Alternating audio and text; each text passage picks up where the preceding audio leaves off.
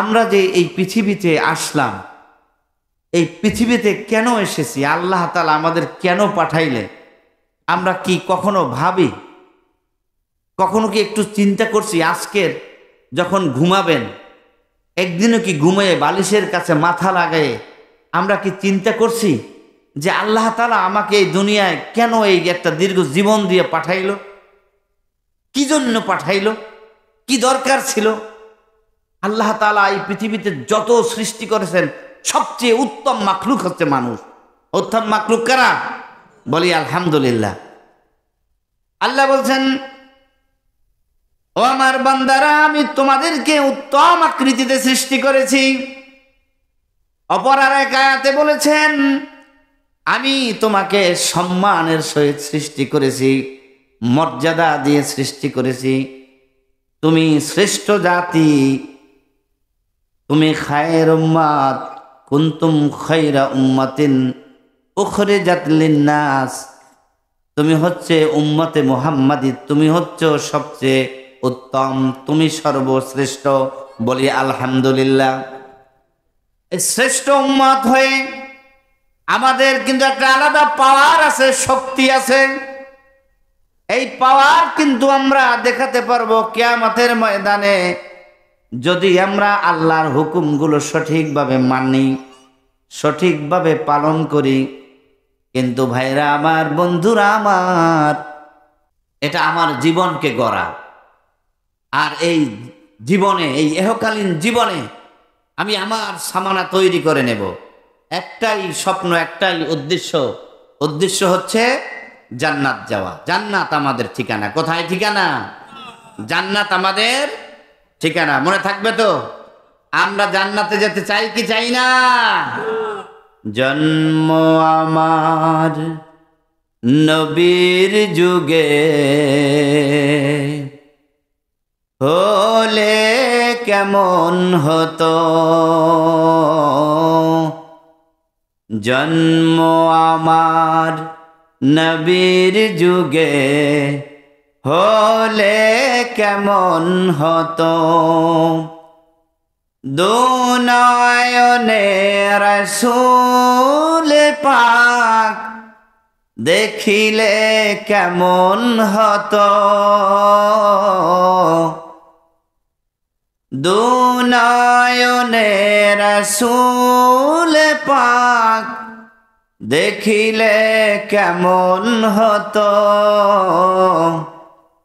জন্ম আমার নবীর যুগে হলে কেমন হতো। আসসালামু আলাইকুম ওয়া রাহমাতুল্লাহি ওয়া বারাকাতুহু।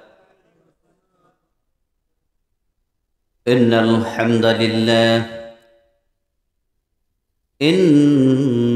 হামদালিল্লাহি নাহমাদুহু ওয়া নাস্তাঈনুহু ونستغفره ونعوذ بالله من شرور أنفسنا ومن سيئات أعمالنا، من يهده الله فلا مضل له ومن يضلله فلا هادي له، ونشهد أن لا إله إلا الله وحده لا شريك له، وأشهد أن محمدا عبده ورسوله، أرسله بالحق بشيرا ونذيرا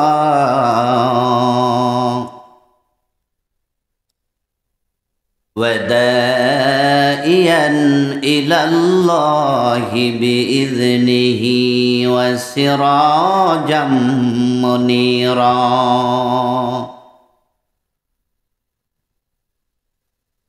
أما بعد، فقد قال الله تعالى في كلامه المجيد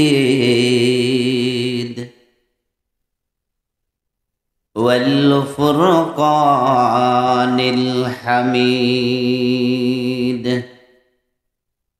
সকলে আমার সাথে পড়েন আউযু বিল্লাহি মিনাশ শাইতানির রাজীম বিসমিল্লাহির রহমানির রহিম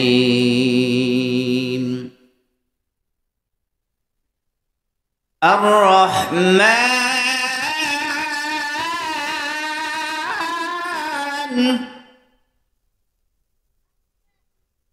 علم القرآن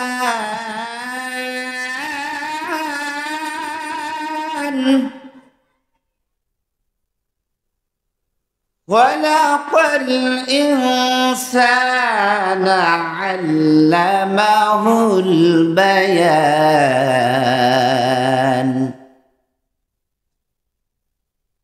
الشمس والقمر بحسبان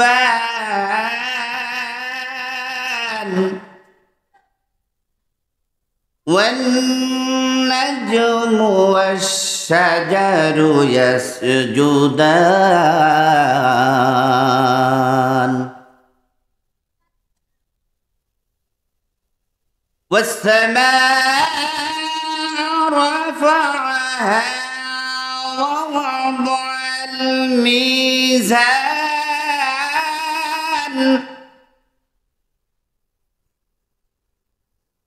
ألا تطغوا في الميزان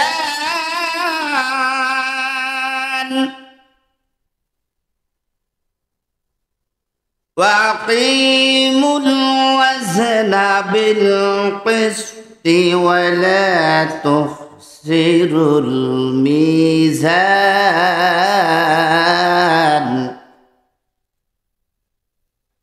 والأرض وضعها للأنام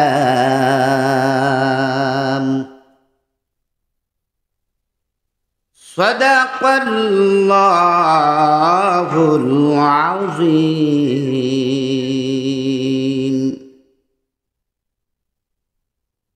قال رسول الله صلى الله عليه وسلم لرجل وهو يعيده اغتنم خمسا قبل خمس شبابك قبل حرامك وصحتك قبل سقامك وغناك قبل فقرك وفراغك قبل شغلك وحياتك قبل موتك رواه الترمذي وقال رسول الله صلى الله عليه وسلم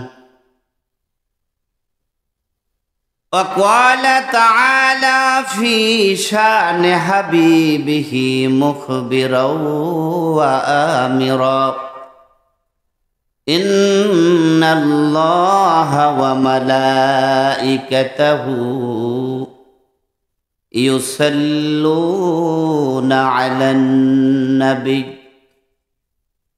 يا أيها الذين آمنوا صلوا عليه وسلموا تسليما اللهم صل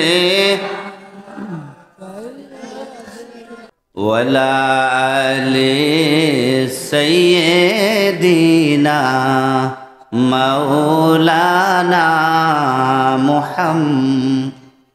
একটু আওয়াজ করে মহব্বতে আমাদের দিলটা মদিনার দিকে একটু রুজু করে সকলে মহব্বতে পড়ি আল্লাহুম্মা সাল্লি আলা ওয়ালা আলি সাইয়্যিদিনা মাওলানা মুহাম্মদ মদিনা মদিনা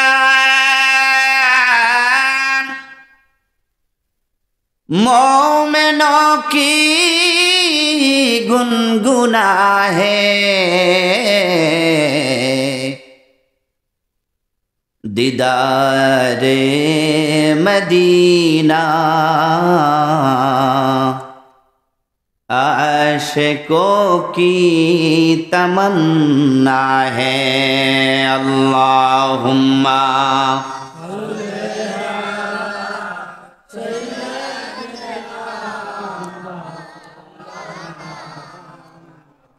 वला आले सय्यिदिना मौलाना बलगल उला बिकमालिही कशफत दुजा बिजमालिही हसनत जमीओ خصاله صلوا عليه وآله هو الحبيب الذي ترجى شفاعته لكل حول من الأحوال مقتحم بلغ العلا بكماله كشف الدجى بجماله حسنت جميع صلوا নবীর মোহব্বত দিলে আছে তো সকালে আওয়াজ করে বলি আছে হে রাসূল বুঝি না আমি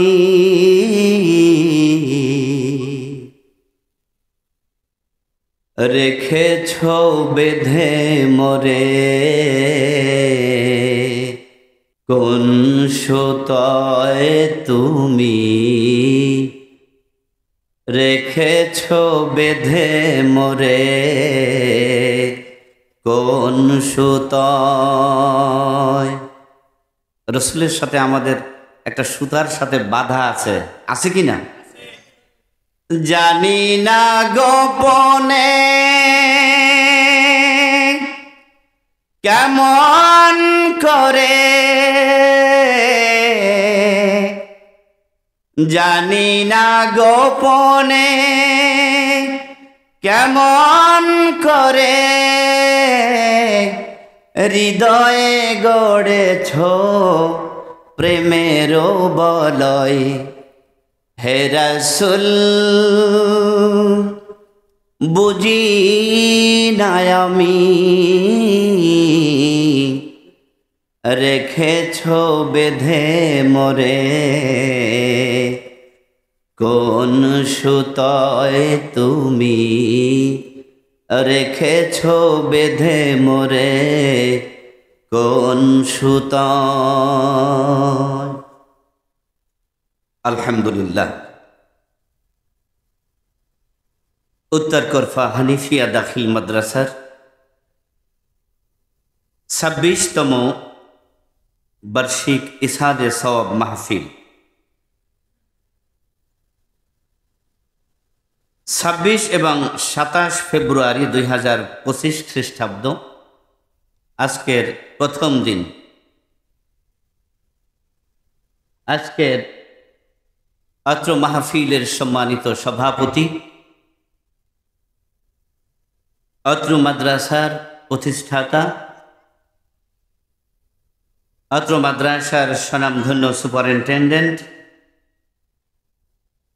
হযরত মাওলানা মোহাম্মদ আবু হানিফ মাদ্দাজিল্লাহুল আলী আকালাল্লাহু উমরুহু ওয়া দামাত বারাকাতুহুমুল আলিয়া, বলি আল্লাহুম্মা আমিন। মঞ্চে উপবিষ্ট আছেন, আমার ডান পাশে বসা আছেন আমার সম্মানিত ওস্তাদ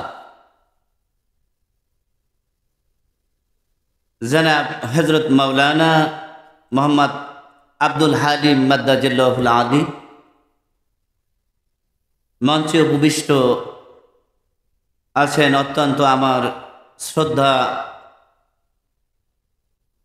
আমার শ্রদ্ধাস্পদ ব্যক্তি, আলকিরহাট কেন্দ্রীয় জামে মসজিদের সম্মানিত খতিব আলহাজ হযরত মাওলানা মোহাম্মদ বেলাল হোসাইন সাহেব আকালাল্লাহু উমরুহু ওয়া দামাত বারাকাতুহুমুল আলিয়া, বলি আল্লাহুম্মা আমিন। মঞ্চে উপবিষ্ট রয়েছেন আমার বন্ধুবর 10 নং সারিংকাঠি ইউনিয়নের বাংলাদেশ জামাত ইসলামীর সম্মানিত সভাপতি মাওলানা গোলাম আজম আসলাম। উপবিষ্ট আছেন আলকিরহাট বালিকা মাধ্যমিক বিদ্যালয়ের সম্মানিত সিনিয়র শিক্ষক হযরত মাওলানা আজিবুর রহমান, বড়ইবাড়ি নেসারিয়া দাখিল আলিম মাদ্রাসার সম্মানিত শিক্ষক হযরত মাওলানা নজরুল ইসলাম সাহেব, অত্যন্ত শ্রদ্ধাস্পদ ব্যক্তি আমার প্রিয় আজকের এই মাহফিলের সঞ্চালক এবং অত্র মাদ্রাসার সম্মানিত শিক্ষক হযরত মাওলানা মিজানুর রহমান সাহেব সহ অত্র মাদ্রাসার সম্মানিত শিক্ষক মণ্ডলী, হযরতে উলামায়ে কিরাম, আমার সম্মুখে বসা রয়েছেন ইসলাম পিপাসু আমার মুরব্বিয়ান ইকরাম, যুবক ভাইরা, পর্দার আড়ালের সম্মানিত মা ভগ্নীরা, আমি এই মঞ্চ থেকে আপনাদের উদ্দেশ্যে আবার সালাম পেশ করছি। সকলে অন্তরের অন্তঃস্থল থেকে আমার এই সালামের জবাব দিবেন, আসসালামু আলাইকুম ওয়া রাহমাতুল্লাহ।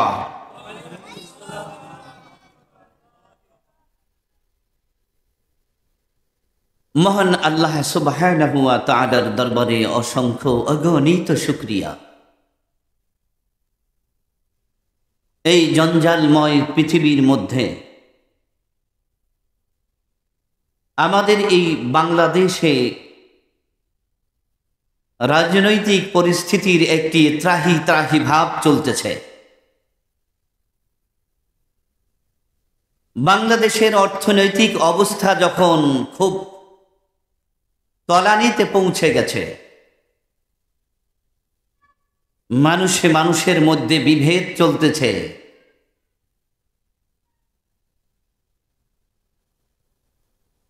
প্রত্যেক মানুষ এত ব্যস্ততার মধ্যে আমাদের এই দিনগুলো আমরা অতিবাহিত করছি, আমরা কিন্তু কার কোনো খবর পর্যন্ত রাখতে পারতেছি না। এমনই একটি মুহূর্তে উত্তরকরফা হানিফিয়া দাখিল মাদ্রাসার মাঠ প্রাঙ্গণে একটি মাহফিলের আঞ্জাম হয়েছে। মহান আল্লাহ তাআলা আমাদেরকে এই মাহফিলে উপস্থিত হওয়ার মতো সুযোগ করে দিয়েছেন, এজন্য শুকরিয়া করব কার? আওয়াজ করে বলি কার? সকলে হৃদয়ের অন্তরের অন্তঃস্থল থেকে কালেমাতুর শুকর আদায় করি, বলি আলহামদুলিল্লাহ। সম্মানিত উপস্থিতি, অনেকেই মাহফিলের প্যান্ডেলের বাহিরে রয়েছেন যে আমি তো বড় ওয়াজ যা জানি বা আলোচনা যা জানি আমার জন্য তাতেই তো যথেষ্ট। হ্যাঁ, এটা সঠিক হতে পারে, আপনার জন্য যথেষ্ট যদি আপনি ওর উপরে আমল করেন। কিন্তু আপনি যদি দ্বীনি মজলিসে যান, দ্বীনি পরিবেশে বসেন, আপনি যদি কোরআন হাদিসের আলোচনার ময়দানে মজলিসে বসেন, তাহলে আপনার রুহটা একটু তরুতাজা থাকে, ঠিক কিনা? একটু আওয়াজ করে বলেন ঠিক কিনা? এজন্য আমরা যখনই কোনো দ্বীনি মজলিস পাব, যখনই কোনো আল্লাহ এবং আল্লাহ রসুলের কোরআনের কথা হবে, ওই জায়গাগুলোতে যাব। ওই জায়গাগুলোতে যদি আমরা যাই তাহলে আমাদের ঈমানটা একটু তাজা হবে, ঠিক কিনা? আমরা আমাদের ঈমানকে তাজা করতে চাই কিনা? ইনশাআল্লাহ। সম্মানিত হাজিরিন, মাগরিবের পর থেকে, আসরের পর থেকেই শুরু হয়েছে আলোচনা। কোরআন কারীম থেকে তেলাওয়াত হয়েছে। ইতিপূর্বে আজকের এই মজলিসের বিশেষ বক্তা জনাব হাফেজ মোহাম্মদ আল আমিন, তিনি আলোচনা করেছেন। উনি মৌলুহার ফাজিল মাদ্রাসার একজন শিক্ষক, অত্যন্ত সুন্দর আলোচনা করেছেন। আমি ওনার আলোচনা শুনছিলাম। আল্লাহ তাআলার কাছে দোয়া করি, আল্লাহ তাআলা যেন ওনাকে এই মাহফিলের ময়দানে কবুল করে নেন, বলেন আমিন। আপনাদের খুব কষ্ট হচ্ছে? কষ্ট হলেও একটু করেন, কি রাজি আছেন না? আমাদের আল্লাহর জন্য, রসুলের জন্য আমরা কষ্ট করব, আমাদের জীবনকে উৎসর্গ করে দেব। এই জন্য যে আমাদের একটাই আমাদের স্বপ্ন, আমরা এই পৃথিবীতে যতদিন থাকি, যত মিশন পরিচালনা করি, আমাদের ভীষণ হচ্ছে জান্নাত। কোথায়? জান্নাত। অতএব আমাদের স্বপ্ন যে লালন করি, যে আমরা এই দুনিয়াতে ভালো আমলগুলো করে কোথায় যেতে চাই? জান্নাতে। অতএব আমাদের সকলে এরাদা করে নেই, নিয়ত করে নেই, আজকের এই মাজলিসে মানুষ কম হোক বেশি হোক, কিন্তু অল্প আমল যেমন নাজাতের জন্য উসিলা হতে পারে, তেমনি যদি ধীর স্থিরভাবে মনোযোগ সহকারে একজন শ্রোতাও যদি শোনেন, আর উনি যদি হেদায়েত প্রাপ্ত হন, উনি যদি আমলে আসেন, তাহলে এই মাহফিল সার্থক হবে ইনশাআল্লাহ। সম্মানিত ভাইরা আমার, আমি আপনাদের সম্মুখে সূরাতুল আর রহমান তেলাওয়াত করেছি 10টি আয়াত। আওয়াজ করে বলেন কয়টি আওয়াজ? কয়টি আয়াত? 10টি আয়াত তেলাওয়াত করেছি সূরাতুল আর রহমান। পবিত্র তিরমিজি শরীফ থেকে এক টুকরা ছোট্ট হাদিস তেলাওয়াত করেছি। এই আয়াতের তরজমা, তাফসীর, হাদিসের তরজমা বিশ্লেষণ করে আজকের এই আলোচনার জবনিকা টানব। সবাই থাকতে রাজি আছি? সবাই মুখ থেকে, জবান থেকে বলি রাজি আছি। আল্লাহ তাআলা পবিত্র কোরআনুল কারীমের মধ্যে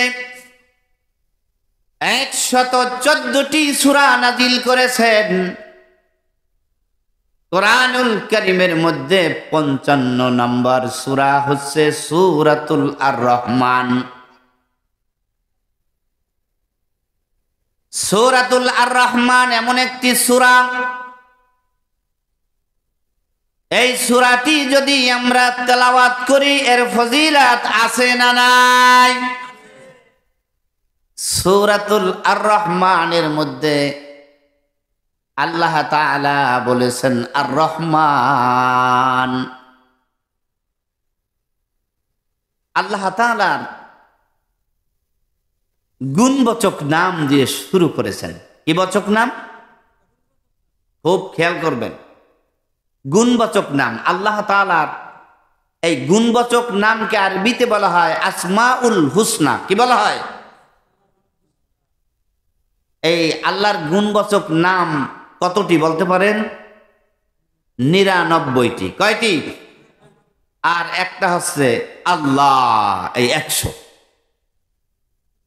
হাদিস শরীফের মধ্যে এসেছে, কোন বান্দা যদি, রসূল বলেছেন, কোন উম্মত যদি আমার এই আসমাউল হুসনা, এই গুণবাচক নামগুলো মুখস্থ করতে পারে, তার কলবের মধ্যে রাখতে পারে,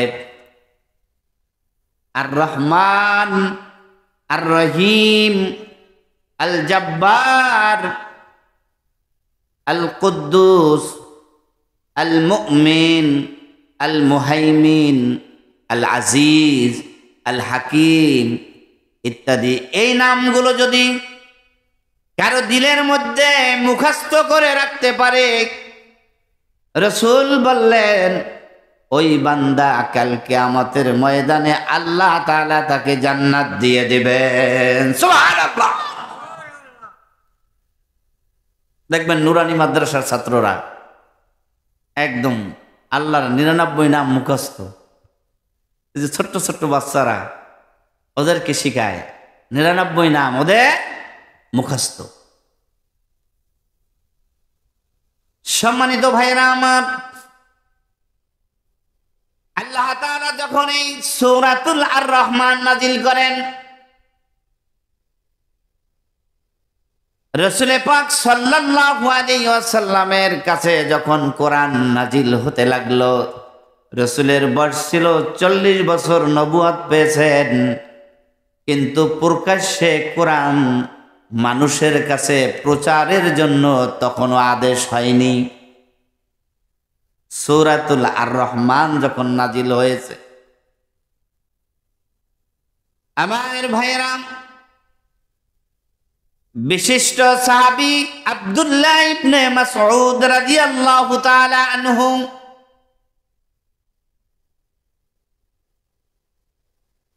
রাসূল পাক সাল্লাল্লাহু আলাইহি ওয়াসাল্লামের কাছে যে সমস্ত সাহাবীরা ইসলামের প্রথম পর্যায়ে ইসলাম গ্রহণ করেছেন, তার ভিতরে আব্দুল্লাহ ইবনে মাসউদ হচ্ছেন 6ষ্ঠ নাম্বার। তার আগে 5 জন ইসলাম গ্রহণ করেছেন, আব্দুল্লাহ ইবনে মাসউদ হচ্ছেন 6ষ্ঠ নাম্বারে। বলি আলহামদুলিল্লাহ। আব্দুল্লাহ ইবনে মাসউদ রাদিয়াল্লাহু তাআলা আনহু মক্কায়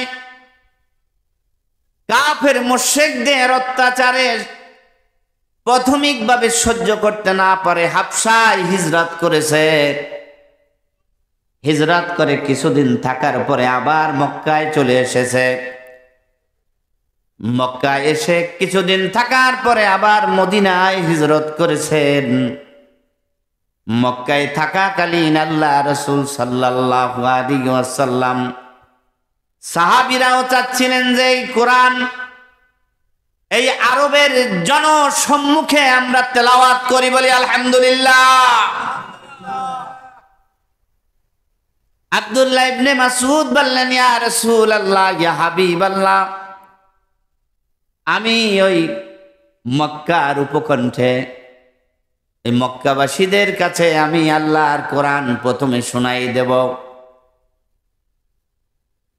অনেকেই চিন্তা করতেছিলেন সাহাবীরা, তাফসীর ফি ফাথুল মাজিদের মধ্যে এসেছে তারা চিন্তা করতেছিলেন এই কোরআন প্রচার করা, তাদের কাছে জানানো, এমন এক ব্যক্তিকে সেট করতে হবে যাদের সাথে ওই মক্কার কাফের মুশরিকদের সাথে একটু আন্ডারস্ট্যান্ডিং থাকবে।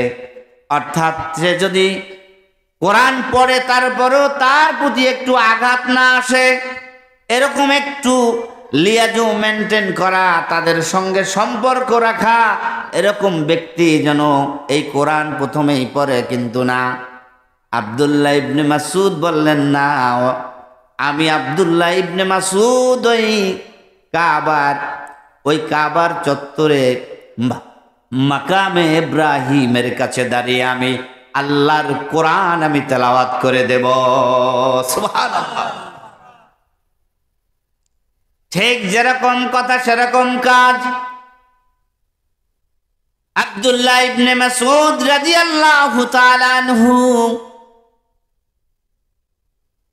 ওই কাবার উপকণ্ঠে মাকামে ইব্রাহিমের কাছে দাঁড়িয়ে যেই সূরাটি তেলাওয়াত করেছিলেন, সেই সূরাটি অন্য কোন সূরা নয়, এই সূরাটি হচ্ছে সূরাতুল আর-রহমান। বলে সুবহানাল্লাহ।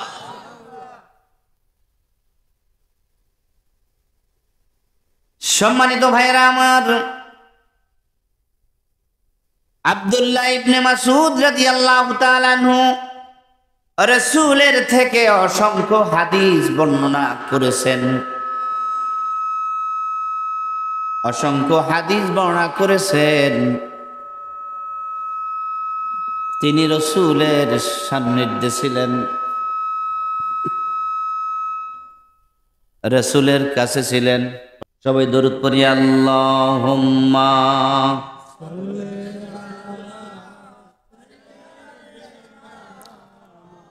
মাওলানা মুহাম্মদ ওয়ালা আলি সাইয়্যিদিনা মাওলানা।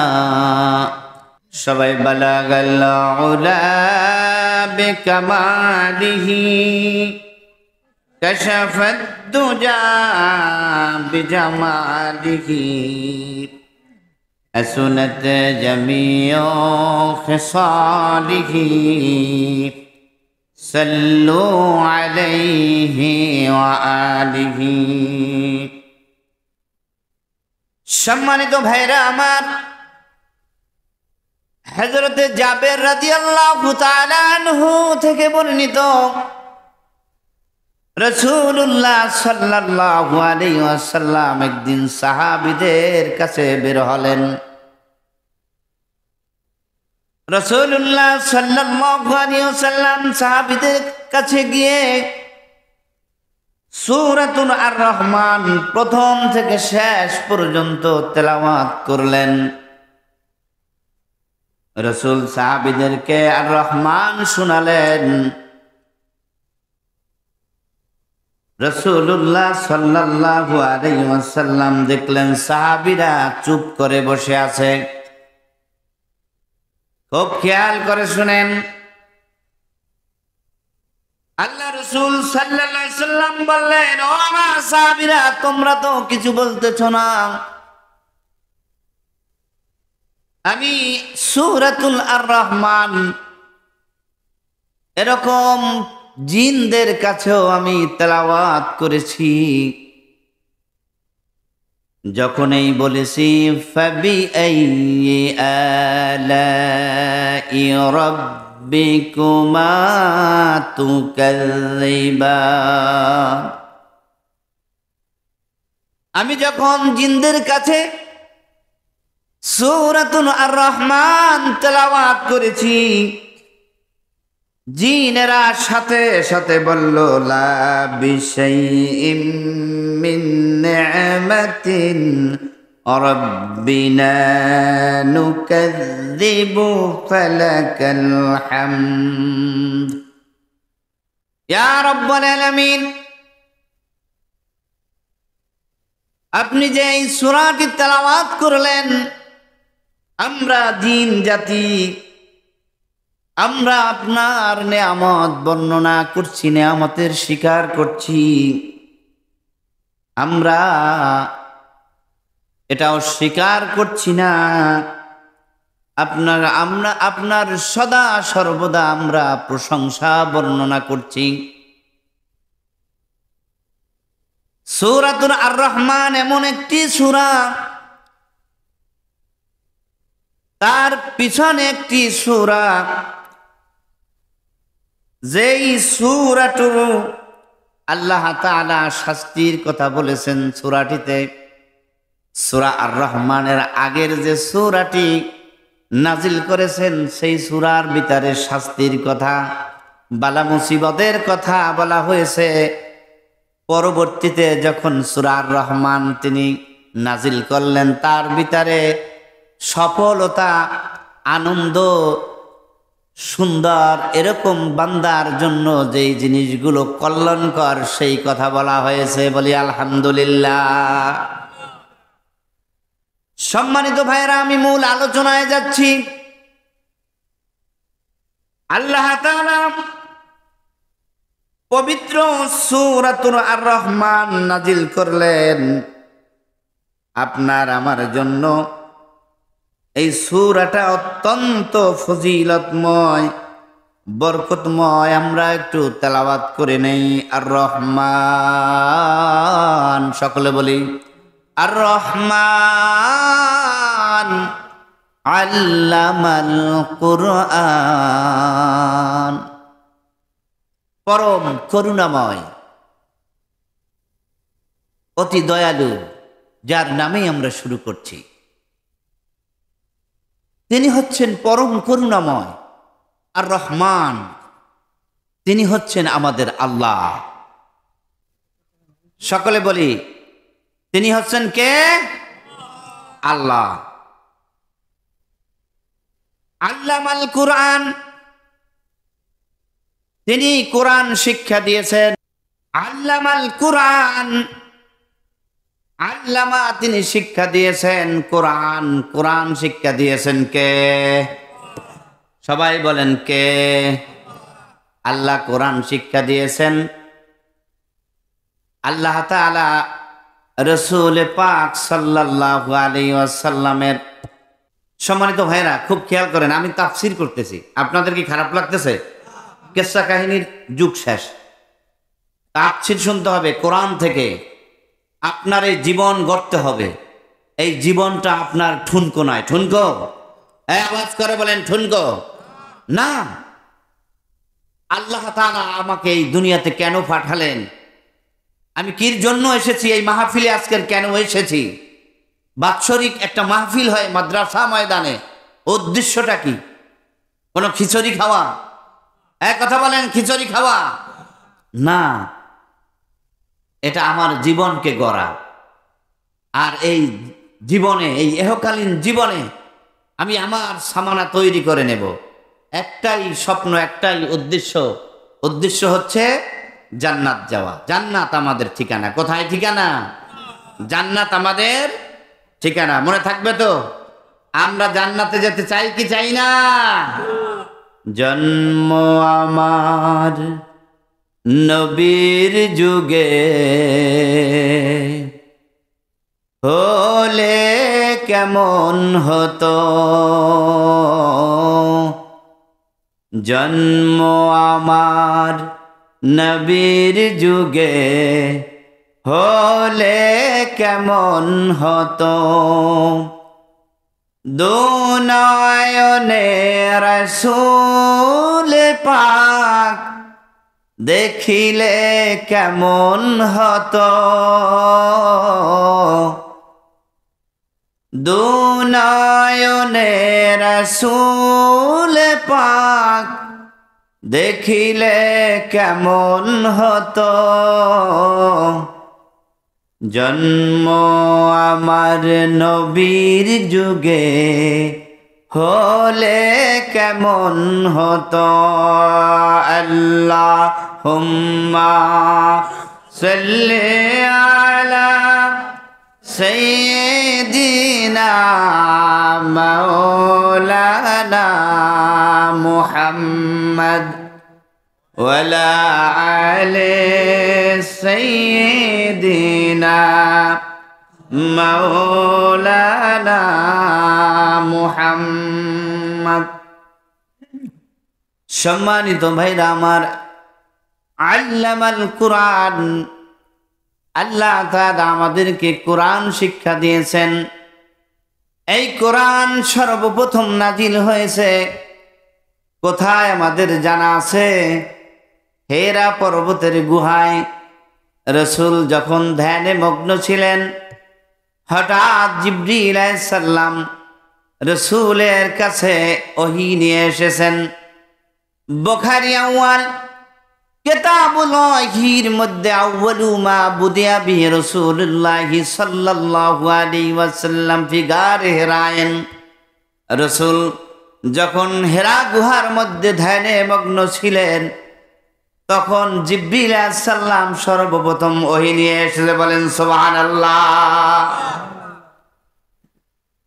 আমার ভাইরা আমার, রাসূল এর কাছে যখন জিবরিল ওহী নিয়ে এসেছেন, এরকম দীর্ঘ 23 বছর ধারাবাহিকভাবে কোরআনে কারীম রাসূলের কাছে নিয়ে এসেছেন।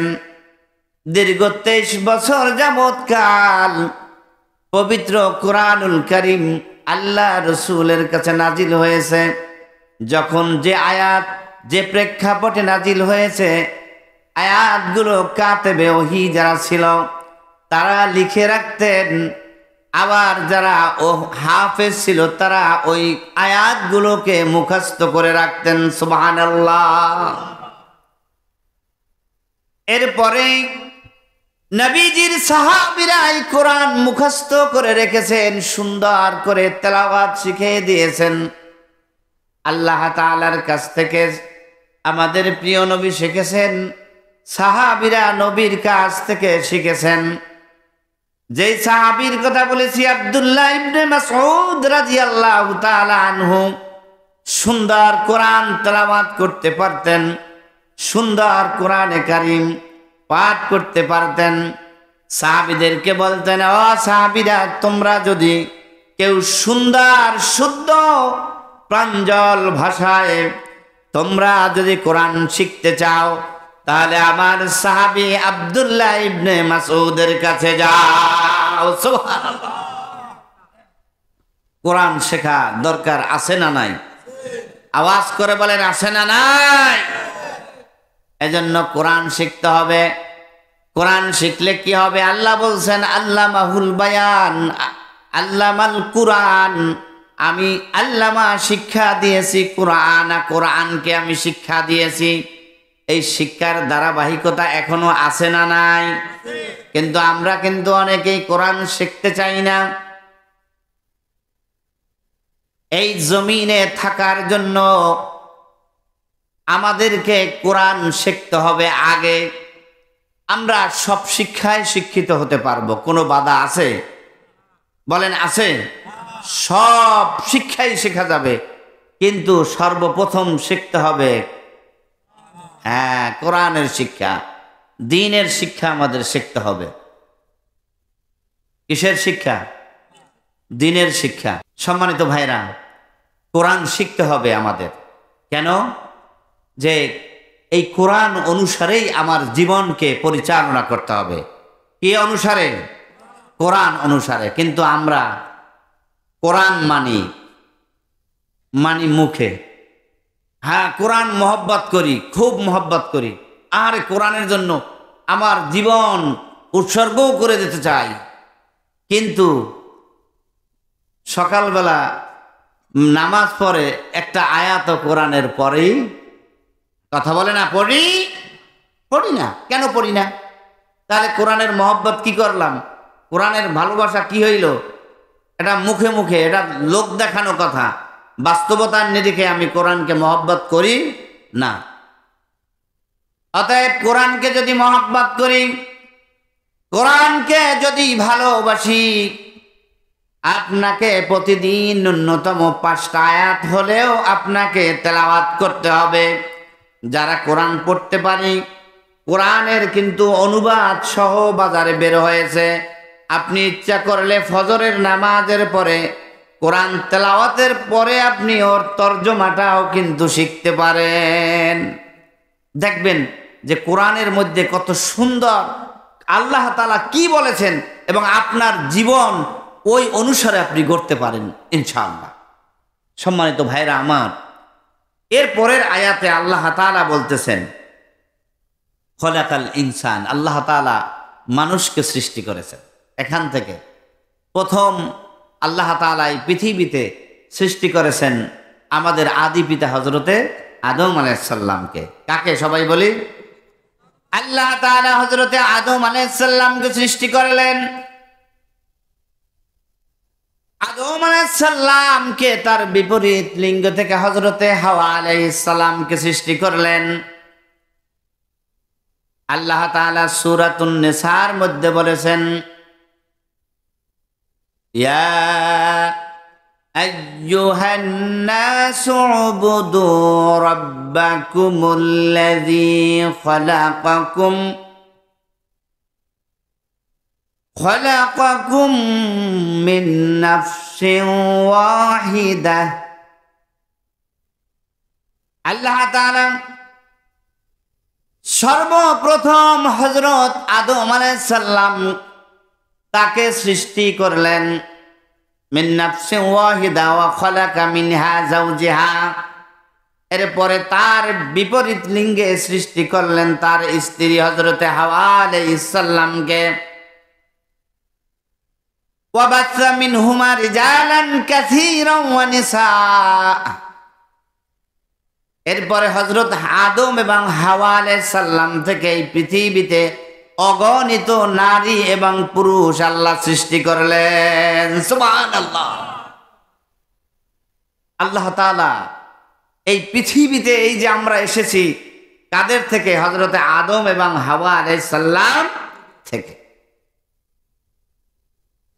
আল্লাহ তাআলা হযরতে আদম আলাইহিস সালামকে সৃষ্টি করলেন এবং জান্নাতের ভিতরে তাকে বসবাসের জন্য উপযোগী করে দিলেন।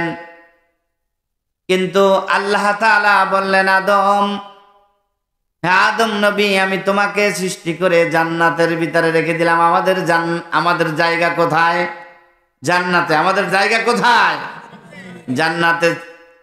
কিন্তু ছোট্ট একটি ভুলের জন্য তাকে আবার এই দুনিয়াতে আসতে হয়েছে। কিন্তু আল্লাহ তাআলা নবী রাসূলরা মাসুম। তারা কি? মাসুম। এটাও আল্লাহ তাআলার হিকমত ছিল যে আদম আলাইহিস সালাম যে ভুলটি করেছিলেন, এই ভুলের তাকে প্রায়শ্চিত্ত করতে হয়েছে। জান্নাত থেকে তাকে জমিনের মধ্যে আসতে হয়েছে এবং তাকে আল্লাহর কাছে ক্ষমা চেতে হয়েছে। আল্লাহ তাআলার কাছে যখন ক্ষমা চাইলেন, রব্বানা যালামনা আনফুসানা ওয়া ইল্লাম তাগফির লানা ওয়া তারহামনা লানাকুনান্না মিনাল খাসিরিন। হায় আল্লাহ, আমি আমার আত্মার সাথে জুলুম করে ফেলেছি। আমি জুলুম করেছি, আমি আমার নফসের সাথে অন্যায় করেছি। আপনি যদি আমাকে ক্ষমা না করেন, আমি লানাকুনান্না মিনাল খাসিরিন, আমি ক্ষতিগ্রস্তর মধ্যে অন্তর্ভুক্ত হয়ে যাব। আল্লাহ তাআলা তাকে মাফ করে দিলেন। আল্লাহ তাআলা এই পৃথিবীতে অগণিত নারী এবং পুরুষ, এই মানুষকে আল্লাহ পাক সৃষ্টি করলেন। মানুষ সৃষ্টি করার পরে আল্লামাহুল বায়ান, কথা শিখাইছেন, ভাষা শিক্ষা দিয়েছেন। এই পৃথিবীতে যত ভাষা রয়েছে সব ভাষা কার দান? আওয়াজ করে বলেন, কার দান? আল্লাহর দান। আল্লাহ তাআলা ভাষা শিক্ষা দিয়েছেন। আমাদের এই মাসটা ফেব্রুয়ারির মাস, ভাষার মাস। এই মাসে কিন্তু ভাষার জন্য আমাদের এই বাংলার অকুতবয় সৈনিক সিপাহা সালার বরকত জব্বার শফিক রফিকেরা জীবনকে উৎসর্গ করেছে বলে আলহামদুলিল্লাহ। তারা শহীদ হয়েছেন। আল্লাহ তাআলা তাদের শহীদের মর্যাদা দান করুন, বলেন আল্লাহুম্মা আমিন। আমরা বাঙালি, আমাদের ভাষা বাংলা, আমরা বাংলায় কথা বলি। যারা আরবে জন্মগ্রহণ করেছে তাদের ভাষা আরবি, যারা ইউরোপ কান্ট্রি এগুলো তাদের ভাষা হচ্ছে ইংরেজি। এই সকল ভাষা আল্লাহর দান। আল্লাহ তাআলা সব ভাষা বোঝেন, তার কাছে কোনো ভাষার দুর্বোধ্য নয়। সব ভাষা আল্লাহ। আমরা কিভাবে ভাষা শিক্ষা করেছি? আমরা কি মায়ের পেট থেকে যখন এই পৃথিবীতে এসেছি ভাষা কি শিক্ষা করে এসেছি? না, আমরা আমাদের মায়ের মুখের সাথে শুনে শুনে দেখে দেখে আমরা যখন বড় হয়েছি ওই শুনে শুনে কথাগুলো শিখেছি, ভাষা শিখেছি। দেখবেন বাংলাদেশে আমাদের বাংলা ভাষা, তারপরে আঞ্চলিকতার প্রভাব আছে কিনা।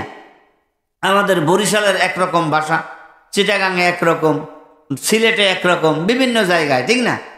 এই ভাষা কার দান? আল্লাহর দান। সম্মানিত ভাইরা আমার, পরবর্তী আয়াতে আল্লাহ তাআলা বলতেছেন আশ-শামসু ওয়াল কমারু বিহুসবান। চাঁদ সূর্য এটা নির্ধারিত হিসাব অনুযায়ী চলে। চাঁদকে পারে না সূর্য ধরিতে, সূর্যকে পারে না চাঁদ ধরিতে। নিজ আপন কক্ষপথে পরিভ্রমণ করে, কারো সাথে কোনো কন্ট্রাডিকশন নাই, কোনো বাজাবাজি নাই। আছে? এই আছে? নাই। চাঁদ চাঁদের গতিতে চলে, সূর্য সূর্যের গতিতে চলে। এই চাঁদ সূর্য এগুলো সৃষ্টি করেছেন আল্লাহ তাআলা আপনার আমার আমাদের জন্য। কাদের জন্য? আমাদের উপকারের জন্য। একটানা যদি সূর্য 7 দিনে না ওঠে, কি মানুষ অসুস্থ হয়ে যায়, যায় না? অসুস্থ হয়ে যায়। দেখবেন যে রোদের মধ্যে আল্লাহ তাআলা এক প্রকার ভিটামিন রেখেছেন। ওই ভিটামিন যদি মানুষের শরীরে লাগে, হ্যাঁ, তাহলে ছোট্ট বাচ্চা ভূমিষ্ঠ হয়েছে, ওর ভিটামিন ডির দরকার আছে। এই ভিটামিন ডি একমাত্র সূর্যের আলো থেকে প্রাপ্ত হয়, ঠিক কিনা? যদি এটা না পায় তাহলে ওর মারাত্মক ধরনের অসুখ হয়। এমনকি ভিটামিন ডি এর অভাবে অনেকে মারাও যায়, তাই কিনা? এই জন্য সূর্য কার দান? আওয়াজ করে বলি, কার দান? চন্দ্র কার দান? আল্লাহ তাআলা এই চন্দ্র সূর্য সৃষ্টি করেছেন আপনার আমার জন্য। ওয়ান-নাজমু ওয়াশ-শাজারু ইয়াসজুদান। আল্লাহ তাআলা এই পৃথিবী নামক গ্রহটি সৃষ্টি করেছেন। এই পৃথিবী নামক গ্রহটি সৃষ্টি করে আমাদের জন্য বসবাসের উপযোগী করে দিয়েছেন। আল্লাহ তাআলা এখানে তারকারাজি সৃষ্টি করেছেন, আর গাছ গাছালি এবং এই যে গাছ গাছালি রয়েছে, তারকারাজি রয়েছে, এরা আল্লাহর জন্য সিজদারত অবস্থায় রয়েছে। সুবহানাল্লাহ। কিন্তু মানুষ সিজদা করতে চায় না। মানুষ কি করে না? সিজদা করে না। মানে কষ্ট লাগে। কিন্তু এই চন্দ্র সূর্য গাছ গাছালি এরা আল্লাহ তাআলার সিজদা করে, সিজদা অবনত অবস্থায় রয়েছে। আর মানুষ আল্লাহ তাআলার ইবাদত করে না, তার জন্য সিজদায় অবনত হয় না। যাইয়া সিজদা করে মাজারে। কথা কয় না? কোথায় সিজদা করে? মাজারে। আমাদের এই সারেঙ্গাটি ইউনিয়নে এরকম মাজার আছে না নাই? আওয়াজ করে বলেন, আছে না নাই? মাজারে সিজদা করা যাবে? কথা বলেন, যাবে? মাজারে সিজদা করা যাবে না। কেউ যদি মাজারে সিজদা করে সে প্রকাশ্য শিরক করলো। কি করলো? প্রকাশ্য শিরক করলো। আর ওই মুশরিক কখনো জান্নাতে যাবে না। অতএব যারা মাজার ভক্ত আছি, হ্যাঁ, যারা হক্কানি ওলি, যারা কি হক্কানি আলী, আপনি দেখবেন সারসিনা দরবার শরীফে যারা যান, কোনোদিন দেখছেন যে কেউ সারসিনা দরবারের মাজার কেউ সেজদা করছে? আমি 8 বছর লেখাপড়া করছি। আমি দেখি নাই কোনোদিন যে মাজারে গিয়ে কেউ সিজদা করছে, কোনোদিন দেখি নাই। যদি কেউ করে আর পীরে চাম খসাই দো যে মাজার সেজদা করার জায়গা না, মসজিদ হচ্ছে সেজদা করার জায়গা। চরমনাই দেখবেন, চরমনাইয়ের জমিনে যাবেন, কোনো মাজারে সেজদা নাই। কিন্তু বন্ড অলির দরবারে যাবেন, যার নামাজ নাই, রোজা নাই, অজু নাই, গোসল নাই, এইরকম যারা দুনিয়ায় থাকে দেখবেন দুই একজন নিজে খুব পীর ভাবে, বাবার পরে ওর কিছু সাগরেদরা আছে, এই সাগরেদরা ওই একটা কবর বানাইছে, কবরটারে এমনভাবে সিমেন্ট টাইলস টুলস দিয়া ঢালাই করছে, করে সুন্দর দিয়া একটা এরকম পতাকা টানাইছে, এই এর উপরে দেবার মালা টালা দিয়ে থইছে। এরপরে যেই ওরস শরীফ পায়, ওরস শরীফে আসে একটা ডেক মারে মোটামুটি করিডোর, ওখানে কিছু বক্তবৃন্দ আছে, চাটকি হারমোনিয়াম ডোল তবলা নিয়ে আসে, গান বাজনা করে আর যাইয়া মাজারে সেজদা করে। এরকম মাজার আছে না? না, আপনারা দেখেন নাই? দেখছেন কিনা? এরকম মাজারে যাওয়া যাবে? ঈমান থাকবে না। কে থাকবে না? ঈমান থাকবে না। আপনি এই সারা জীবন যে ইবাদত করেছেন, নামাজ রোজা ভালো আমল দান খয়রাত এগুলো যে করেছেন, একদিন মাজারে যাইয়া সেজদা দেবেন, ওই ডোল তবলার সঙ্গে নাচে গানে গাইবেন, আপনার সারা জীবন বরবাদ। সারা জীবন কি? এরা মারেফাত হাসিল করে। আপনি একটা জিনিস খুব খেয়াল করবেন যে শরীয়তের মধ্যে সে যদি পূর্ণাঙ্গ না থাকে, ওই ব্যক্তি কোনোদিন মারেফাত হাসিল করতে পারে না, কঠিনকালেও না। একজন মানুষের মধ্যে পূর্ণাঙ্গ শরীয়ত থাকতে হবে। যদি শরীয়ত না থাকে, শরীয়ত কি? শরীয়ত হচ্ছে প্রথমে তার ঈমানদার হতে হবে। কি হতে হবে? এরপরে তার 5 ওয়াক্ত নামাজি হতে হবে। এরপরে তাকে আল্লাহর হুকুম যে 5টা, বুনিয়াল ইসলাম আলা খামস, এই 5টা জিনিস তার ভিতরে পরিপূর্ণ থাকতে হবে। এরপরে তার আকীদাগত বিশ্বাস এই কোরআন এবং হাদিসের অনুসারে হতে হবে, এর বাইরে চলবে না। কিন্তু ওরাও কিন্তু মাসলা দেয়, কোরআন হাদিস দেয়, তর্জমা করে ওর মন মতো, ওর মন গড়া তর্জমা করে। কি? ওর মন গড়া। দেখবেন যে ওরা কিন্তু বলতেছে যে 5 ওয়াক্ত নামাজের দরকার নাই, এরকম শোনেন না? হ্যাঁ, আমার মরণকালে ডোলবাসি বাজাইও তরিকার ভাইও, আমার মরণকালে ডোলবাসি বাজাইও, কালেমা কালাম ভাই নামাজ রোজার দরকার নাই। এই কয় কিনা? কালেমা কালেমা ভাই নামাজ রোজার দরকার নাই, আমার মরণকালে মুর্শিদির গান গাইও তরিকার ভাইও, আমার মরণকালে ডোলবাসি বাজাইও। বলেন নাউজুবিল্লাহ। কলেমা কালাম ভাই নামাজ রোজার দরকার নাই। কত বড় গন্ড মূর্খ, বুঝছেন? এরকম দেখবেন ইউটিউবে একটা আছে বদমাইশ মঈনুদ্দিন, দেখছেন? মহিলাগুলো এ নাচানাচি করে। আর একটা মাজারেরও খুব ভক্ত পীর, এই শয়তান, এর কাছে যারা যায় ও তো শয়তান, ও তো ঈমান হারা হয়েছে, ওর সাথে যারা আছে তারাও কি ঈমান হারা। আপনি মনে করতে পারেন এটা হুজুর একজনের সমালোচনা করে, এটা সমালোচনা না, এর থেকে হেফাজত পাওয়ার জন্য এই কথাগুলো বলছি, সতর্ক করার জন্য বলছি। আপনারা না বললে তো বুঝবেন না, কেননা আমরা কিন্তু সবাই কোরআন হাদিস অত বুঝি না। সবাই বুঝি? বলেন, সবাই কি আমরা খুব কোরআন হাদিস বুঝমানওয়ালা না?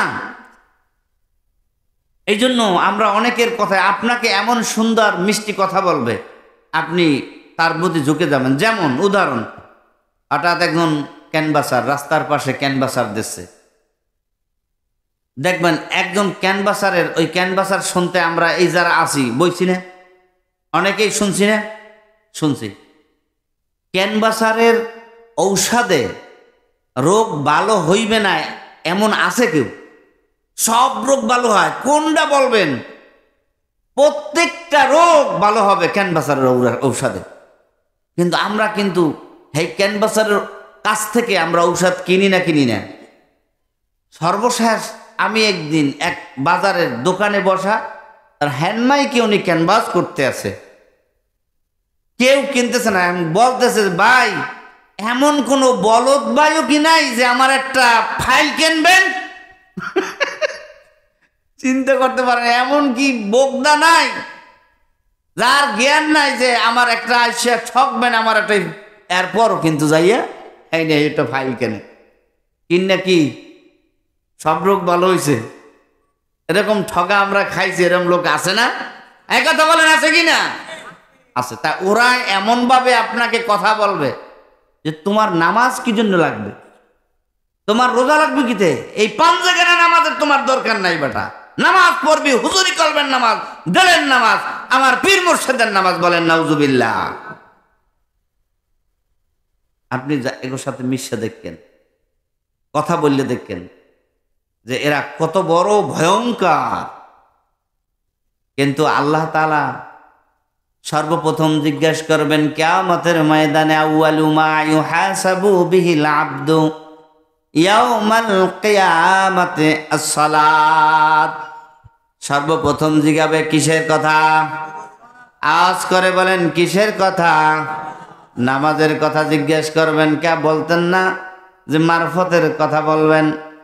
কি আমাদের সমাজে কিছু মানুষ আছে যারা এমন বিশ্বাস করে একটা মাহফিল ময়দানে ভালো কাজের জন্য কিন্তু কিছু দান করে না, 5 টাকা 10 টাকা 20 টাকা দেয়, আর ওই যে মাজারে এনে কিন্তু ওই 5 কাঠা জমির যে দান হইবে আর অর্ধেক ওই মাজারে দেন। এরকম আছে না মানুষ? কিন্তু বুঝ নাই, শক্তি নাই। সম্মানিত ভাইরা আমার, আমরা যে এই পৃথিবীতে আসলাম, এই পৃথিবীতে কেন এসেছি, আল্লাহ তাআলা আমাদের কেন পাঠাইলে, আমরা কি কখনো ভাবি? কখনো কি একটু চিন্তা করছি? আজকের যখন ঘুমাবেন, একদিনও কি ঘুমিয়ে বালিশের কাছে মাথা লাগায়ে আমরা কি চিন্তা করছি যে আল্লাহ তাআলা আমাকে এই দুনিয়ায় কেন এই একটা দীর্ঘ জীবন দিয়ে পাঠাইলো? কি জন্য পাঠাইলো? কি দরকার ছিল? আল্লাহ তাআলা এই পৃথিবীতে যত সৃষ্টি করেছেন সবচেয়ে উত্তম মাখলুক হচ্ছে মানুষ। উত্তম মাখলুক কারা? বলি আলহামদুলিল্লাহ। আল্লাহ বলছেন, ও আমার বান্দারা, আমি তোমাদেরকে উত্তম আকৃতিতে সৃষ্টি করেছি। অপর আর এক আয়াতে বলেছেন, আমি তোমাকে সম্মানের সহিত সৃষ্টি করেছি, মর্যাদা দিয়ে সৃষ্টি করেছি। তুমি শ্রেষ্ঠ জাতি, তুমি খায়র উম্মাত, কুনতুম খায়রা উম্মাতিন উখরিজাত লিন-নাস। তুমি হচ্ছে উম্মতে মুহাম্মাদি, তুমি হচ্ছে সবচেয়ে উত্তম, তুমি সর্বশ্রেষ্ঠ। বলি আলহামদুলিল্লাহ। এই শ্রেষ্ঠ উম্মত হয়ে আমাদের কিন্তু একটা আলাদা পাওয়ার আছে, শক্তি আছে। এই পাওয়ার কিন্তু আমরা দেখাতে পারবো কিয়ামতের ময়দানে, যদি আমরা আল্লাহর হুকুমগুলো সঠিকভাবে মানি, সঠিকভাবে পালন করি। কিন্তু ভাইরা আমার, বন্ধুরা আমার, দুনিয়ার মায়া মোহতে পড়ে, সংসারের ভেড়াজালে পড়ে, দুনিয়ার মধ্যে আমার জীবনকে পরিচালনা করতে গিয়ে আমি হেলায় খেলায় আমার এই জীবনটা শেষ করে দিলাম, আমার যৌবনটা শেষ করে দিলাম। বার্ধক্য যখন একদম কাছে আসবে, যখন আমার একদম শেষ সময়, তখন আমি কিন্তু আল্লাহর দিকে রুজু হই। যেই সময়টা আমি আল্লাহকে চিনতে চাই, এমন একটা সময়, বার্ধক্য সময়, আমার দাড়িগুলো পেকে গেছে, আমার চুলগুলো পেকে গেছে, আমার শরীরের চামড়াগুলো একদম ঢিলা হয়ে গেছে, আমার অঙ্গ প্রত্যঙ্গগুলো দুর্বল হয়ে গেছে, জয়ীব হয়ে গেছে। আমি যখন উজু করতে যাই, উজুর পানিতে আমি আমার সব অঙ্গগুলো আমি কিন্তু পৌঁছাইতে পারি না, হয়তোবা রয়েও যেতে পারে, আমার সেন্স নাই। এমন সময় যদি আপনি আল্লাহকে চিনতে চান, বন্ধুরা আমার, আল্লাহ তাআলা বলবেন, ও বান্দারে, যেই সময়টায় তোমাকে একটা সুন্দর সময় দিয়েছিলাম, তোমাকে একটি যৌবন দিয়েছিলাম, তুমি টকবকা যুবক ছিলে, তোমার দৃষ্টি শক্তি এত প্রখরতা ছিল, তুমি সেই সোয়া মাইল, আধা মাইল, হাফ কিলো থেকে যখন কোনো জিনিস দেখতে তুমি অনুমান করতে পারতে, তোমাকে এমন সুন্দর একটা মেধা দিয়েছি, তুমি তোমার এলাকা পরিচালনা করতে, তুমি তোমার ব্যবসা পরিচালনা করতে, তুমি তোমার এই মেধা দিয়ে তোমার পরিবার পরিচালনা করতে, আর তুমি একটু কিন্তু ভাবলে না আমি আল্লাহ তোমাকে এই দুনিয়াতে কেন পাঠাইলাম, কি জন্য পাঠাইলাম, কি উদ্দেশ্য আমার, কখনো কি তুমি ভেবেছো? আমরা কি ভাবছি কখনো ভাই? ভাবি না, চিন্তাই কিন্তু করি না। দেখবেন আমরা কিন্তু এই ওয়াজ মাহফিল শুনতে আসি, শুনেই শুধু যাই, একান থেকে শুনি, ওকান থেকে বের হয়ে যায় কিনা? বের হয়ে যায়, আমলের নিয়তে কিন্তু শুনি না। যদি আমলের নিয়তে শুনতাম তাহলে কিন্তু আমরা শোনায় সোহাগা হয়ে যেতাম। মানুষগুলো, মসজিদগুলো বিরান থাকতো না, ফাঁকা থাকতো না। মসজিদে মুসল্লির অভাব, মসজিদগুলো খুব দামি হচ্ছে, জায়গাগুলো খুব টাইলস হচ্ছে।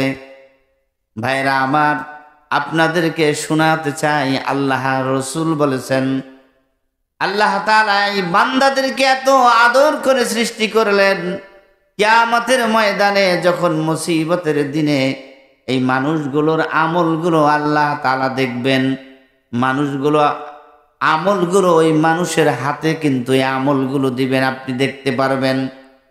আপনি যে যখন নামাজে দাঁড়ান, আপনি যখন নামাজ পড়েন, এই নামাজের দৃশ্যগুলো আল্লাহ যখন দেখে, আল্লাহ তাআলা দুই তিনটা জিনিস দেখে মিসকি মিসকি হাসে। ইবনে মাজাহর মধ্যে এই হাদিসটি এসেছে।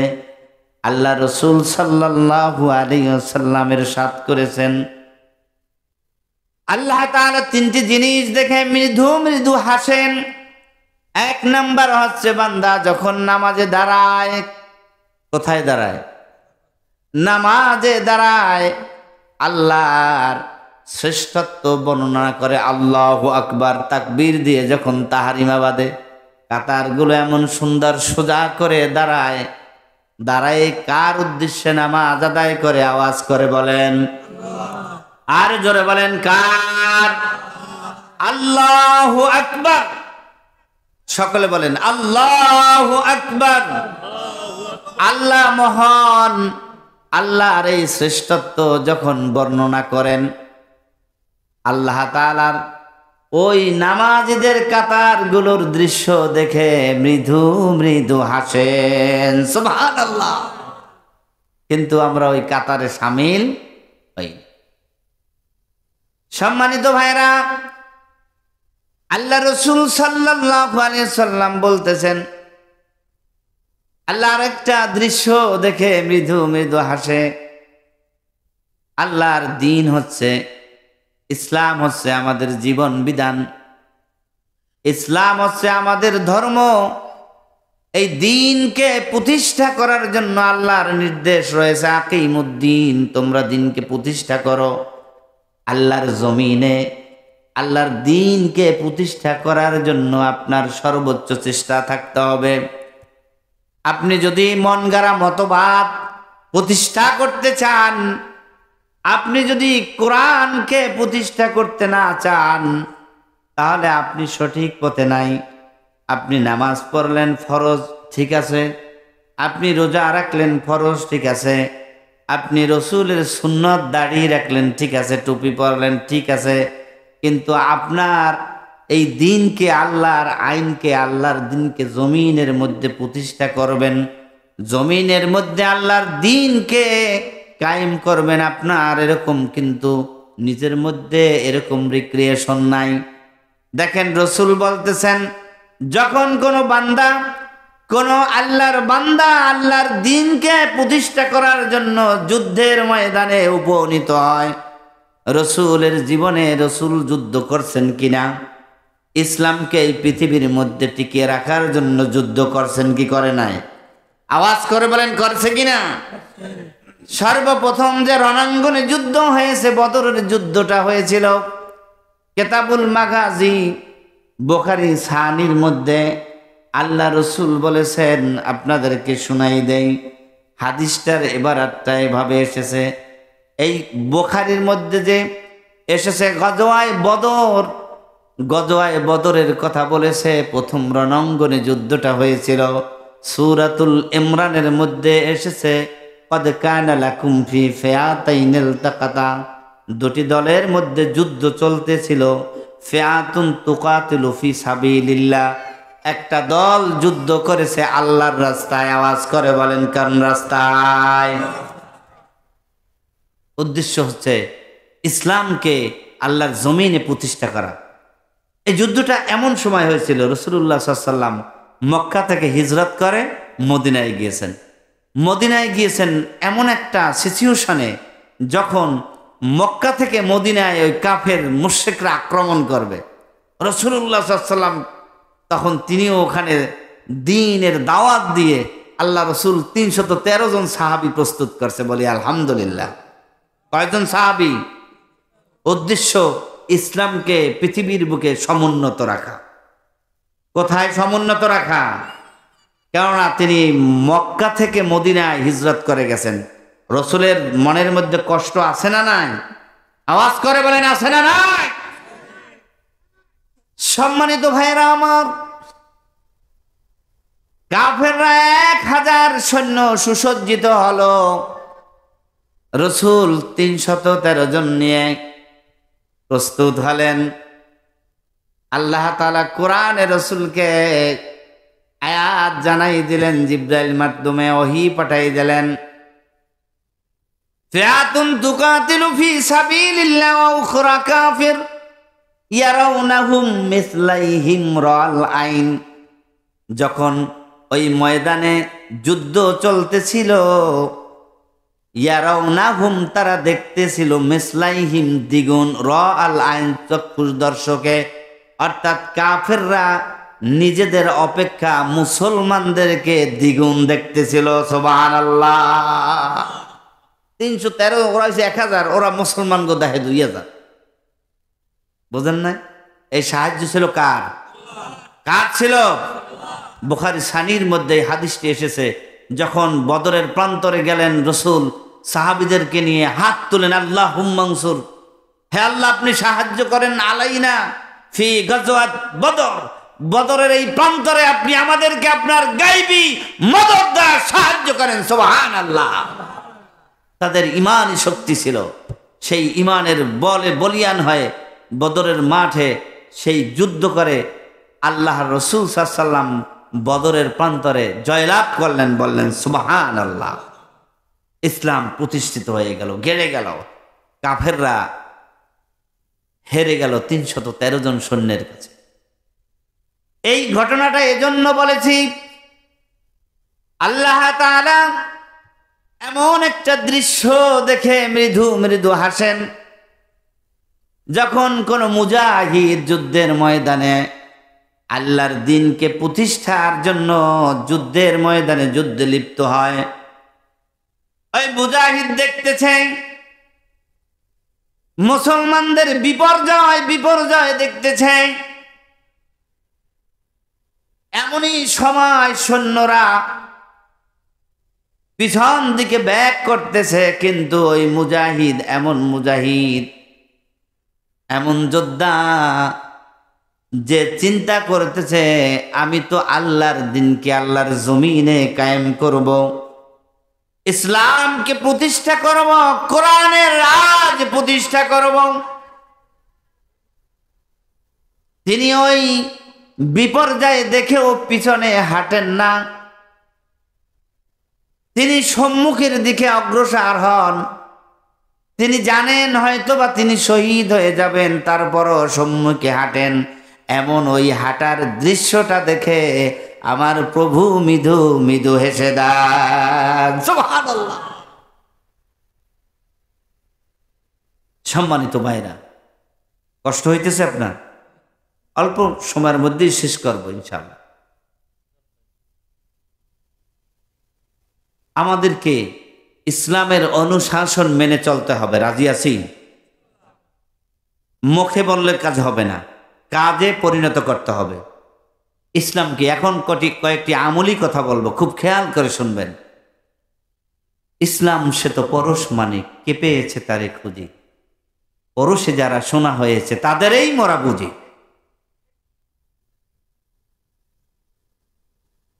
আল্লাহ রসুল সাল্লাল্লাহু আলাইহি সাল্লামের হুবহু নমুনা ছিল সাহাবীদের মধ্যে। সাহাবীরা আল্লাহ রসুলকে দেখে দেখে শিখেছেন, শুনে শুনে শিখেছেন, রসুলের পথ মত তারা অনুসরণ করেছেন। আর এই পথ মত আমাদের জন্য রেখে গেছেন, সেই কোরআন হাদিস আমাদের জন্য রেখে গেছেন, কিন্তু সেই কোরআন হাদিস অনুসারে আমরা চলি না। আমরা মানুষ, আমরা যখন মুখে বলি আমি কোরআনকে মানি, হাদিসকে মানি, কিন্তু কোরআন কি বলছে আপনাকে মিথ্যা কথা বলতে? আওয়াজ করে বলেন, বলতে বলছে? কিন্তু আপনি আমি কথায় কথায় মিথ্যা কথা বলি।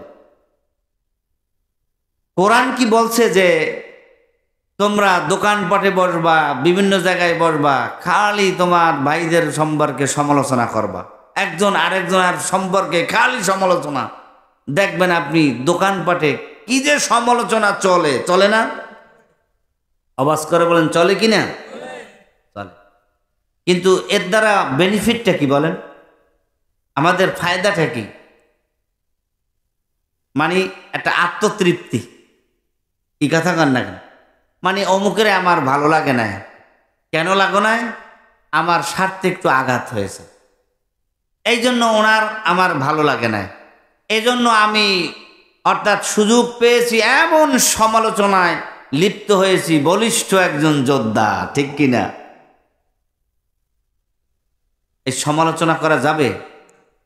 আল্লাহ রসুল বলছেন যে সমালোচনা যে করবে সে তার মৃত ভাইয়ের গোশত খাবে। এই যে জানেন আপনারা, তাহলে আমরা কি আমাদের মৃত ভাইয়ের গোশত খাইতে চাই?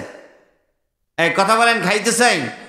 সমালোচনা করা যাবে না।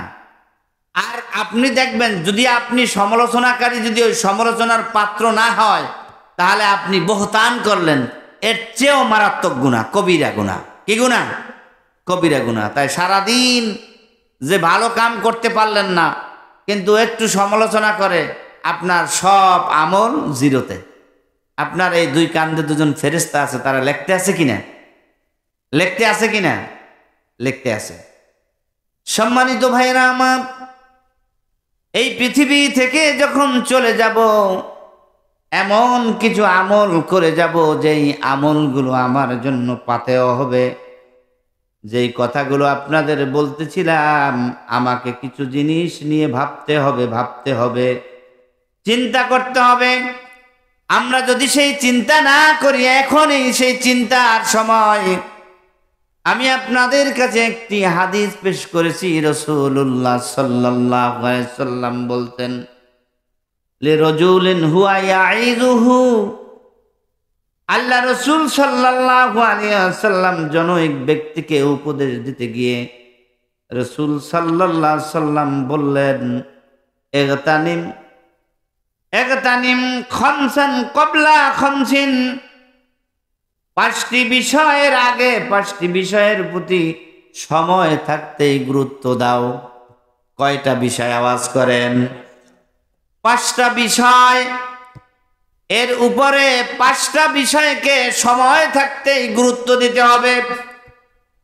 খুব খেয়াল করে শুনে নিয়ে আলোচনা করেই শেষ করব। রাসূল জনৈক ব্যক্তিকে উপদেশ দিতে গিয়ে এই হাদিসটি বলেছেন, এই কথাগুলো বলেছেন, এগতানিম খামসান ক্বাবলা খামসিন।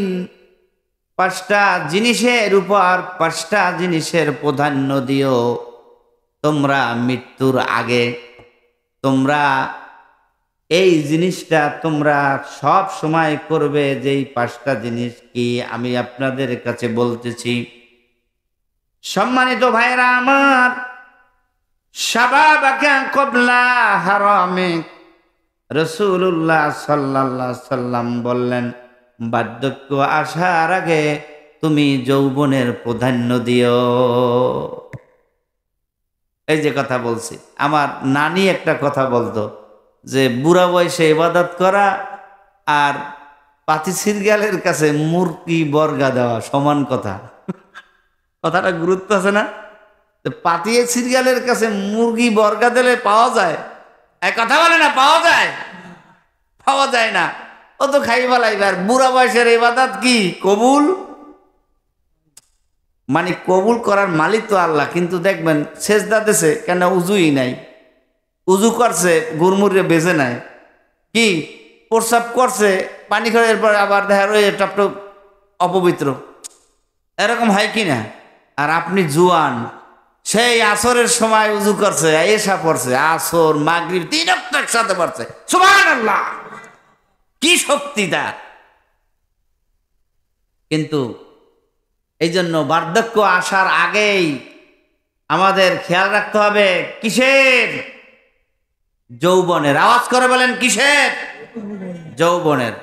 এখন যারা যুবক আছে, এই যুবক শ্রেণী, যুবক যারা রয়েছে, তোমাদেরকে কিন্তু খুব ইবাদত গুজারি হতে হবে। একজন যুবক পারে তার জীবনটা পাল্টাই দিতে। তুমি যে হেলাই খেলাই তোমার জীবনটা খেলছো, অতএব তোমাকে চিন্তা করতে হবে যে আমার জীবনটা সামান্য জীবন নয়, আমাকে কিন্তু এই জীবনটা গড়তে হবে। সম্মানিত ভাইয়েরা আমার, রাসূলুল্লাহ সাল্লাল্লাহু আলাইহি ওয়াসাল্লাম বলছেন, শাবাবাকা ক্বাবলা হারামিক ওয়া সিহহাতাকা ক্বাবলা সাকামিক। তোমার অসুস্থ আসার আগে সুস্থতার প্রতি তোমার গুরুত্ব দিতে হবে। আপনার যখন অসুস্থ হন, আমরা যখন অসুস্থ হই, কেন হই এর পিছনে আমাদের গুরুত্ব দিতে হবে। আমরা যেমন খাই, যেমন আমি একজন প্রেসারের রোগী, ডাক্তার বলছে আপনি গরুর গোশত বেশি খাইবেন না, বলে না? আপনি হার্ট ব্লক হয়েছে, আপনি এনজিওগ্রাম করে দেখছেন আপনার হার্ট ব্লক হয়েছে, বাইপাস করেছেন, বলছে আপনি গোশত বা চর্বি জাতীয় খাবার একদম আপনাকে পরিত্যাগ করতে হবে। কিন্তু এমন বিবাহে গিয়েছেন, এক টুকরা খাওয়ার পর এমন স্বাদ পাইছেন, আরো দাও, খান, আরো দেন। বাঁচার আশা করা যাবে? তাহলে আপনার সুস্থতার আগে, আপনাকে অসুস্থ হওয়ার আগে সুস্থতার কথা ভাবতে হবে যে আমি কিভাবে ভালো থাকব। দেখবেন একজন মানুষ, আমার এক বন্ধু মানুষ, একজন মাদ্রাসার সুপারিনটেন্ডেন্ট, তার ডায়াবেটিস হয়েছে, নাম হচ্ছে মোহাম্মদ শাহজাহান। উনি ডিগ্রির স্যার মাদ্রাসার মৌলাদিতে সুপারিনটেন্ডেন্ট ছিলেন। পরীক্ষার হলে উনি আমার কাছে প্রায় ফোন দিতেন, একটু মুরব্বী কায়দার ছিলেন, তাই অনলাইনে কম্পিউটার সম্পর্কে একটু অভিজ্ঞতা কম ছিল। তা আমার কাছে প্রায় বলতেন যে ভাই আমার একটু, যখন এই রেজিস্ট্রেশন ওয়েবসাইটে দেয় ফর্ম ফিলে, আমার একটু জানাইবেন ভাই। তা আমি ওনারে প্রায় এই উপকারটা করতাম। এই জন্য আমার সাথে ওনার একটু সম্পর্ক ভালো ছিল। দেখা হইলে চা মিষ্টি এগুলো খাওয়াইতে চাইত, খুব ভালোবাসত। পরীক্ষা, দাখিল পরীক্ষার শেষ দিন একসাথে নাস্তা খেয়েছি। উনি আমাদের সঙ্গে, ওনার ডায়াবেটিস ছিল খুব। হঠাৎ একদিন একটা লোহা পায়ে ঢুকছে। যখন লোহাটা ঢুকলো, ওই লোহা থেকে ঢুকে ওনার পায়ে পশলা ধরেছে। ডাক্তার দেখাইছে, একটু কমছে। কিন্তু হঠাৎ করে ওই যে পরীক্ষার হলে আমাদের কাছে বলল যে ভাই তো যাই, নাও দেখা হতে পারে, দেখা নাও হতে পারে। আর কিন্তু ঠিকই দেখা হার হয় না, দুনিয়া থেকে চলে গেছে। এই ডায়াবেটিস যাদের 25, 18, 19, 20 আছে, এরা যদি বুঝে শুনে না খায় তাহলে রোগ বাড়বে না কমবে? এই কথা বলেন, কমবে না বাড়বে? তাহলে আপনার সুস্থতার আগে, অসুস্থ হওয়ার আগে সুস্থতার কথা ভাবতে হবে কি না? ভাবতে হবে। কবরে যাওয়ার আগে কিসের কথা ভাবতে হবে? আমলের কথা ভাবতে হইবে না? কবরে যাওয়ার চিন্তা আছে কি? আছে? কথা বলেন। তাহলে যদি থাকেই থাকে, আপনাকে যদি থেকেই থাকে, তাহলে সকালবেলা মসজিদে দেখা যায় না, আপনাকে মাহফিলের ময়দানে তো পেলাম না রে ভাই। আপনি কি এমন আমলদারি হয়ে গেছেন যে আপনি জান্নাত আল্লাহ দিয়ে দেবে? আর আপনি এই যারা বসছেন, কষ্ট করছেন, এই কষ্টটুকু নাজাতের জরিয়া হতে পারে কিনা? আওয়াজ করে বলেন, পারে কিনা? এই মাদ্রাসা ময়দান, এই জায়গাটা একসময় বিরান ছিল। আমি নিজে নিজ থেকে এই মাদ্রাসা যখন প্রতিষ্ঠা হয়েছে, আমি নিজে থেকে দেখেছি। আমার আব্বার সাথে এই যে এই মাদ্রাসার প্রতিষ্ঠাতা সুপার মাওলানা আবু হানিফ কাকা, তার সাথে আমার আব্বার সাথে একটা গুড আন্ডারস্ট্যান্ডিং ছিল।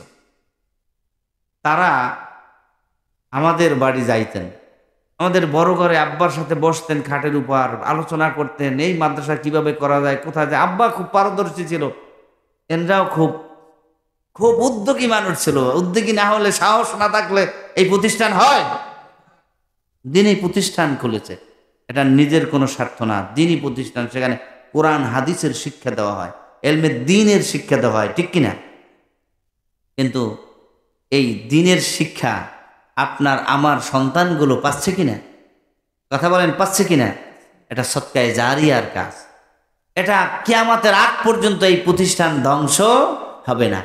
এই পৃথিবীতে কিছু ক্ষণজন্মার আবির্ভাব হয় যারা যুগে যুগে এই দ্বীনি প্রতিষ্ঠান করেন। এই আমাদের Alkirhat boys school, primary, girls school, Alkirhat Jame Masjid যারা প্রতিষ্ঠা করে গেছেন, উত্তরকরফা হানিফিয়া দাখিল মাদ্রাসা, ইসলামপুর সিনিয়র মাদ্রাসা, এই যে প্রতিষ্ঠানগুলো আমাদের সমাজ, এখান থেকেই তো আমরা লেখাপড়া করেছি, আজকের মানুষের মতো মানুষ হয়েছে। আপনার সন্তানগুলো হবে।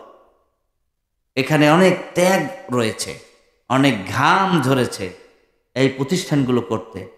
এজন্য যে এই দ্বীনি প্রতিষ্ঠানে যদি এই মাহফিল আঞ্জাম হয়েছে এই প্রতিষ্ঠান কেন্দ্রিক, না হলে এই দ্বীনি মাহফিল কায়েম হইতো। সম্মানিত ভাইরা আমার, আপনি যে এই মজলিসে বসেছেন, এই মজলিস আপনার জন্য নাজাতের জারিয়া হতে পারে। কেন?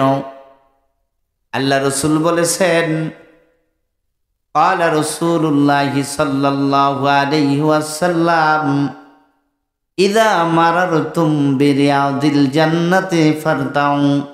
এখনই শেষ করবে এই হাদিসটি বলে, إذا مررتم برياض الجنة فارتعوا قيل من يا رسول الله ما رياض الجنة قال حلة الذكر। রাসূল বললেন, সাহাবীরা রে, দুনিয়ার মধ্যে যদি কোনো জান্নাতের বাগান পাও, সাথে সাথে ঢুকে পড়বা, জান্নাতের ফল আস্বাদন করবা। নবীজিকে বললেন সাহাবীরা, ও নবীজি, দুনিয়ার জমিনে আবার কেমন করে জান্নাতের বাগান পাইব?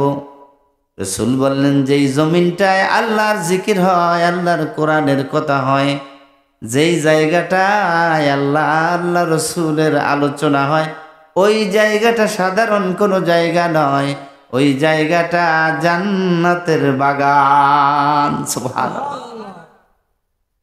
তাহলে আমরা একটা ভালো জায়গায় বসে আছি কিনা? সূরাতুল আর রহমানের কিছু আলোচনা শুনেছি কিনা? তাহলে আমরা এমন একটা মজলিসে কিন্তু বসা। সম্মানিত ভাইরা আমার, আমাদের এই মজলিসে আসার সবার সৌভাগ্য হয় নাই। কেন হয় নাই? যে আমরা এই মজলিসকে অত ভালোভাবে রিসিভ করতে পারি নাই। আমরা বুঝি না যে মাহফিল বা দ্বীনি মজলিস কি জিনিস। যাই হোক, আল্লাহ তাআলা এই মজলিসের বিনিময়ে আমাদের গুনাহগুলো মাফ করে দেন, বলেন আমিন। সম্মানিত হাজিরিন, সর্বশেষ রমাদান আমাদের সমাগত, আসতেছে, অল্প 2-1 দিন আছে বাকি, ঠিক না? 2-1 দিন। আল্লাহ রসুল সেই রজব মাসেই দোয়া করতেন, আল্লাহুম্মা বারিক লানা ফিমা রজাব ওয়া শাবান ওয়া বাল্লিগনা রমাদান। বলি আল্লাহুম্মা আমিন। রমজানের রোজাগুলো আমরা রাখবো, রাজি আছি? সবাই রাজি আছি? হাত উঁচু করে দেখান, নারায়ে তাকবীর, নারায়ে তাকবীর। ইনশাআল্লাহ আল্লাহ তাআলা যেন আমাদের সকলকে, মা বোনদেরকে যেন মাহে রমজানের রোজাগুলো যেন যথাযথভাবে আমরা আদায় করতে পারি। আল্লাহ তাআলা আমাদের কবুল আর মঞ্জুর করেন, বলেন আমিন। আমাদেরকে যেন একজন ভালো মানুষ হয়ে যেন আমরা দুনিয়া থেকে বিদায় হতে পারি। ভালো মানুষ বোঝেন তো? ভালো মানুষ কাকে বলে? এমন একজন ভালো মানুষ যার দ্বারা অন্যের কোনো ক্ষতি হয় না। কি হয় না? অন্যের কোনো ক্ষতি হয় না। আপনি একজন ভালো ইমানদার হতে পারেন, ইমানদার। যদি আপনি একজন ভালো মানুষ না হতে পারেন, আর আপনি ভালো ইমানদার হতে পারবেন না। আবার আপনি যদি ভালো একজন ইমানদার না হন, তাহলে ভালো একজন মানুষ হতে পারবেন না। অতএব একজন ভালো মানুষ সে কখনো মিথ্যা কথা বলে না। একজন ভালো মানুষ সে কেন হক নষ্ট করে না। একজন ভালো মানুষ মানে সে আমানতের খেয়ানত করে না। একজন ভালো মানুষ মানে একজনকে আরেকজনের কূট কৌশল দিয়ে বাদিয়ে দেয় না। একজন মানুষ মানে অন্যকে খারাপ বুদ্ধি দেয় না। একজন মানুষ মানে ভালো মানুষ মানে সে অন্যের সমালোচনা করে না। একজন ভালো মানুষ সে সমাজে সকলের কাছে প্রশংসিত হয়, বলেন আলহামদুলিল্লাহ। এই জন্য এই ভালো মানুষ হতে হলে একদম প্রথম শুরু থেকেই এইটা চর্চা করতে হবে। আমাদের সন্তানদেরকে পারিবারিক শিক্ষা দিতে হবে।